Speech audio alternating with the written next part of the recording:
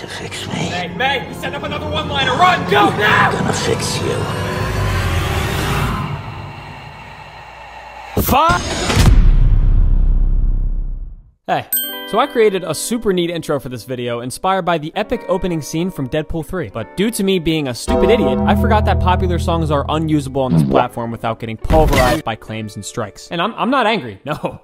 Just disappointed. You know, it was supposed to be a fun little surprise and catch you guys off guard because it was so random. And also, I worked pretty hard on it, especially learning the little dancey dance, considering I cannot dance to save Uncle Ben's life. And all the sweaty takes in the suit and editing that could have went towards the actual video so I could have fed you guys soon. Okay, fine, I'm infuriated. Listen, if you're a real one, please do me a Spidey solid by clicking here to relieve my frustration before we get into the video. It'll be worth it. It was specifically woven to put a smile on your face. That's too hard for you to do and you're too lazy. I get it, okay? It's all good. Alright, lock in. I'm about to show you why you clicking on this video and choosing to watch me over the hundreds of other lamos on your feed is the best decision you made today, my friend. And let me stop my jibber-jabbering and let's swing right into the time I was beaten spider senseless by a villain that died 20 years ago.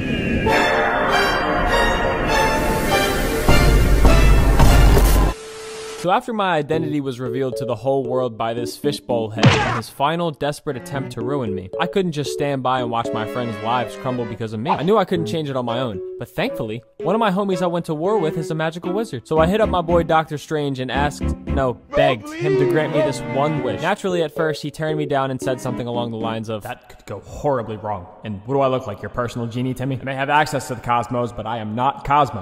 Yeah, no, right, of course not. But my friends, and our dream college. Yes, you will not regret this. He ended up caving because he has a soft spot for me. I was so grateful for him helping me out that I thanked him by botching his spell mid-casting and almost tearing the universe to shreds. Imagine that. The thousands on top of thousands of people that me and my comrades have saved over the years. Just for little old me to Thanos the whole planet into darkness forever. Isn't that hilarious? No, not one bit. Even though thankfully Strange was able to stop that from happening, it still ended up opening holes in the multiverse, forcing villains of other versions of me from different realities to fall into our universe. Yeah, a whole lot of mumbo jumbo. To make up for this catastrophic fuck up, I was ordered to round up all these different villains, which I did, and send them back to where they belong. But later on, I find out most of them died in their timeline. You guys know me, I'm a slave to my morals like Aaron's a slave to his freedom. So I was like, well, hold on a minute. We can't just send them back to die, Strange. I mean, come on, that's pretty messed up, no? Messed up? You want to talk about messed up? Yeah. After everything that's taken place today because of you? No, we're done. You're done. So help me God if you even think about trying to stop me. Wow, what a strange turn of events, huh, Doc?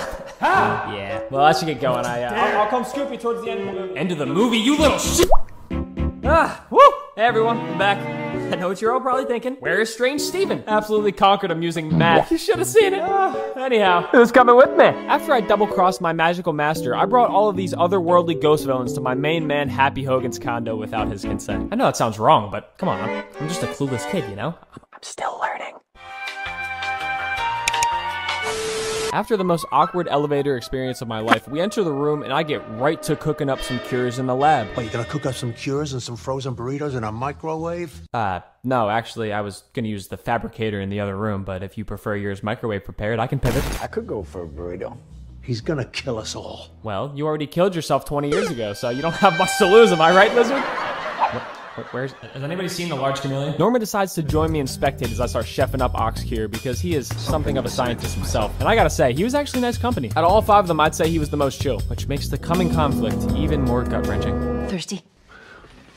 Well, yes, I am thirsty. Fresh water or salt? You know, because you're an octopus. What? Meanwhile, in the other room. How'd you end up like that anyway?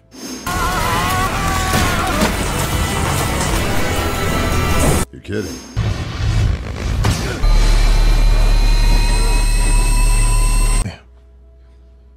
Gotta be careful where you fall. As I'm wrapping up Doc's cure the Aki way, Norman is absolutely bewildered by the technology I'm using, which makes perfect sense because where he came from, they didn't even have cell phones yet, let alone Fortnite. Who likes Fortnite? I can't even imagine what is going through his mind right now. So I complete the first cure, and now it's time to see if it'll actually work, or it'll just send him back to the gulag. As I was trying to get him to hold still, he struggled and yelled slurs at me. Until I finally got it. And he shut down. Doc? What? Octopus, you still with us? That's real funny, Ada. You really had me fooled there for a sec. Yeah, I killed him. It crushed it with that cure. The first cure was a success. Otto was cured, so now it was on to Electro. I chefed up a device that would dissipate all of the extra electricity in his body, but I could tell the whole time he was a little sussed out. Can I ask you a question? Sure.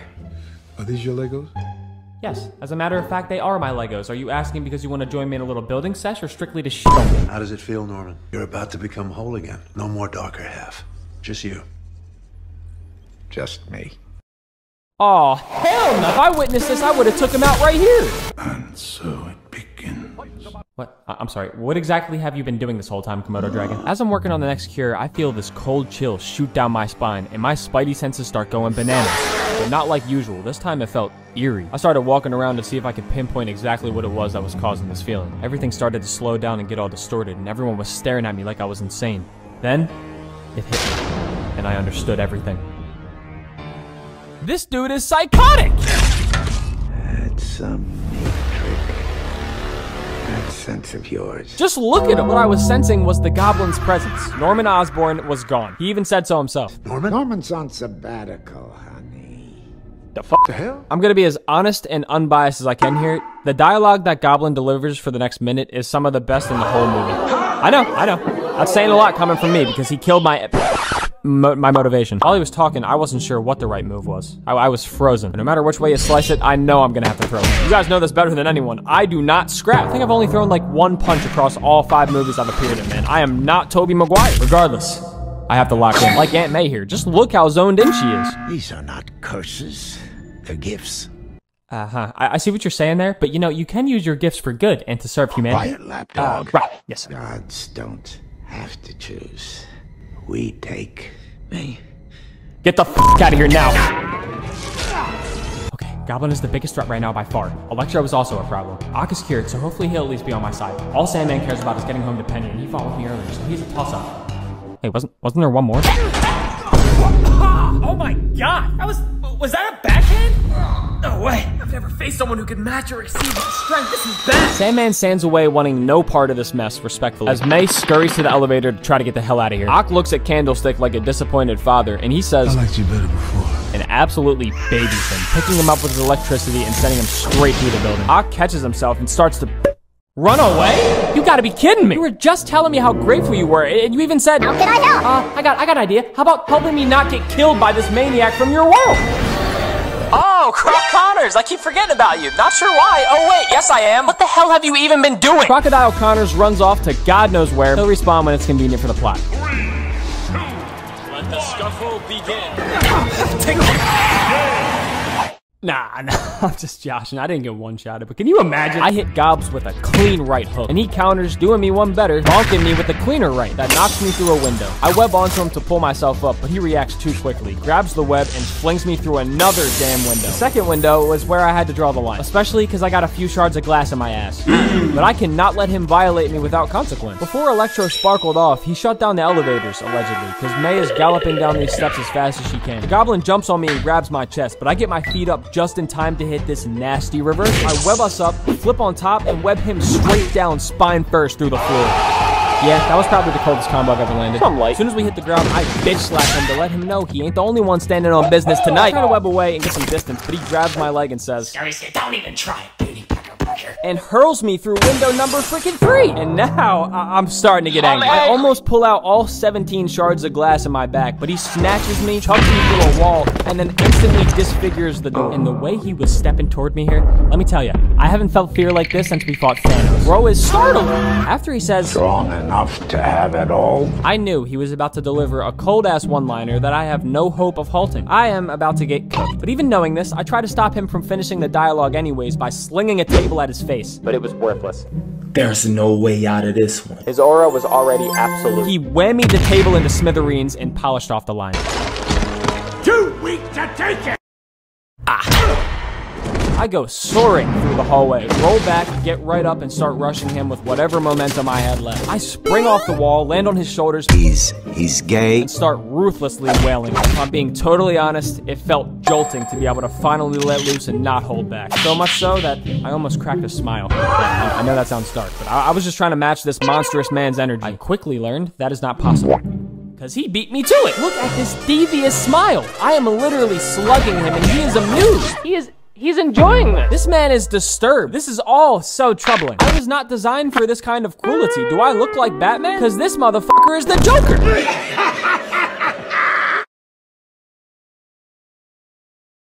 That sinister laugh sent my optimism 6 feet under, and I had already felt defeated. And now, a quick word from today's sponsor, Wiener Wax.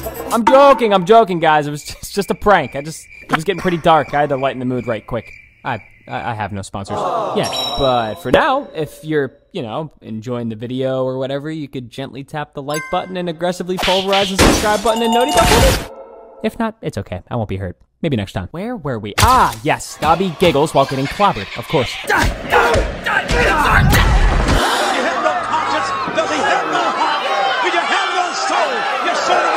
As God is my witness, he is broken in half. After getting powerbombed through the floor, all I could think was, run fast and far, run. I gimp my way toward the closest window, shatter it with a web, and crawl outside. Once I make it out, all I can think is, help.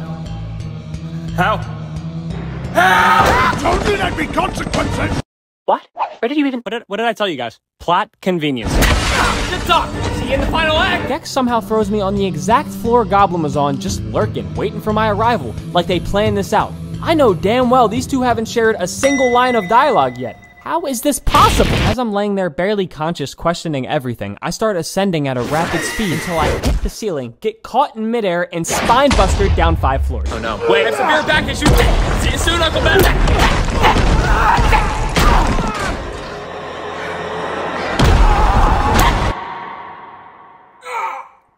Oh, hey, hi, May. Some pickle I'm in, huh? Oh, is this broken? No, this is shattered. Just curious, how long did it take you to get down there? Because I feel like I've been fighting for hours. The Green Menace starts strangling me, saying, Your weakness, Peter, is morality. It's choking you.